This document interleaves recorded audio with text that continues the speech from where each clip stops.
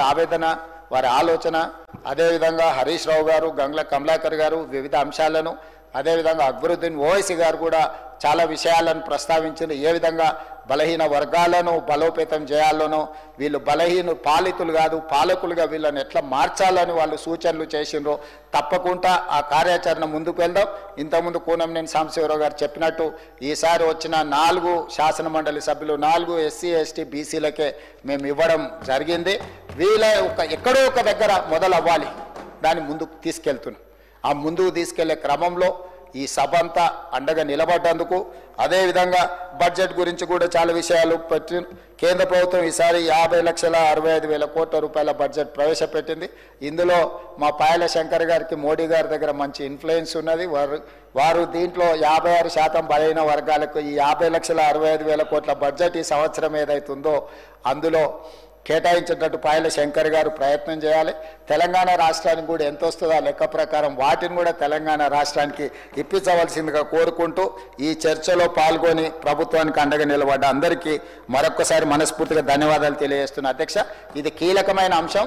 తమరు అనుమతిస్తే ఇంకా బలహీన వర్గాల శాసనసభ్యులు కానీ ఇతరులు ఎవరైనా ఈ చర్చలో పాల్గొంటన్నా కూడా వాళ్ళందరికీ తమరు అనుమతిస్తే అవకాశం ఇవ్వచ్చు. ముఖ్యమంత్రి గారు మాట్లాడినారు కాబట్టి మిగతా వాళ్ళకి అవకాశాలు ఇవ్వద్దన్న ఆలోచన మాకేం లేదు అధ్యక్ష. నేను కూడా ఒక సభ్యుడిగా నా అభిప్రాయాన్ని ఈ సభలో మీ ముందు ఉంచిన, మిగతా సభ్యులకు ఎవరికైనా కూడా ఇందులో చర్చలో పాల్గొనాలని ఉంటే వాళ్ళకి అవకాశం ఇవ్వండి. మా మంత్రి గారు ఎక్కడ ఉన్నారు, తప్పకుండా మంత్రి గారు వాటికి సమాధానాలు ఇస్తారు. ఏదేమైనా ఈ సభలో ఒక మంచి సాంప్రదాయానికి ఈరోజు మనందరం కూడా నాంది పలికినాం. ఈ మంచి సాంప్రదాయం ప్రకారం బలహీన వర్గాలకు 42% రిజర్వేషన్లు రావాలని ప్రగాఢంగా మనస్ఫూర్తిగా కోరుకుంటున్నాను. ధన్యవాదాలు అధ్యక్ష. గౌరవ సభ్యులు శంకర్ గారు.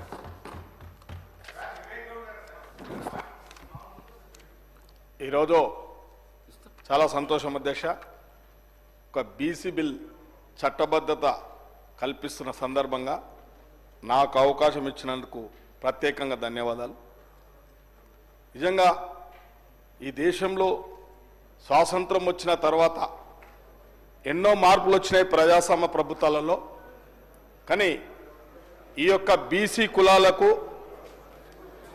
జరుగుతున్న అన్యాయాలను సామాజికంగా, ఆర్థికంగా, విద్యాపరంగా ఎన్నో అన్యాయాలు జరుగుతూ ఉన్నాయి. కాబట్టి గౌరవ ముఖ్యమంత్రి గారు ఈ రాష్ట్రంలో బీసీలకు 40% రిజర్వేషన్ కల్పించాలన్న ఒక సంకల్పంతో ఒక మంచి శిలాశాసనంగా ఈ చట్టం తేబోతున్నందుకు మరి గౌరవ మంత్రివర్యులు ప్రభాకర్ అన్నగారికి చాలా సంతోషం.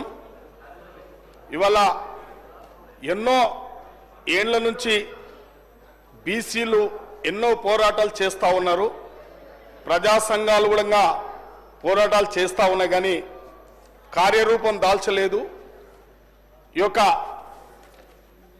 మా దేశ అధినేత రాహుల్ గాంధీ గారి యొక్క నిర్ణయం మేరకు ఈ దేశంలో జరుగుతున్న అసమానతలను తొలగించాలి, ఒక ప్రజాస్వామ్యబద్ధంగా వారికి చట్టభద్రత తేవాలనే ఒక ఆలోచనతోని ఈ యొక్క చట్టం తెస్తున్నందుకు చాలా సంతోషంగా ఉంది.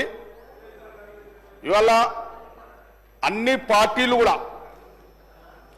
వారి వారి స్వార్థాలకు ఇప్పటి వరకు చిన్న చిన్న సంక్షేమ పథకాలు చేపడుతూ చిన్న చిన్న పదవులు ఇస్తూ లోబర్చుకొని ఆధిపత్య నాయకత్వం అంతా వాళ్ళే అనుభవించారు, కానీ బీసీ నాయకులకు ఎక్కడా వెసులుబాటు కల్పించలే.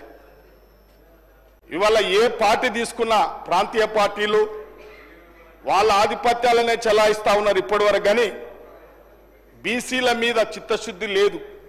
బీసీలను రాజకీయంగా, ఆర్థికంగా, సామాజికంగా వాళ్ళ పురోగతి సాధించాలనే చిత్తశుద్ధి లేదు. కానీ ఈరోజు మా నాయకునికి బీసీల పాలిట చిత్తశుద్ధి ఉన్నందుకే ఈ బిల్లు ఎలా తేవడం జరిగింది. కాబట్టి దీని వివిధ పార్టీల వారు అందరూ కూడా ఏ నాయకులకు ఏ పార్టీల భయపడకుండా అన్ని పార్టీల్లో ఉన్న బీసీ సోదరులకు అందరూ కూడా నా విజ్ఞప్తి, భయపడొద్దు, ఎవరికి తల దించుకోవద్దు. ఖచ్చితంగా మన బీసీ హక్కులను సమాజం అంతా చూస్తుంది. తెలంగాణ సమాజం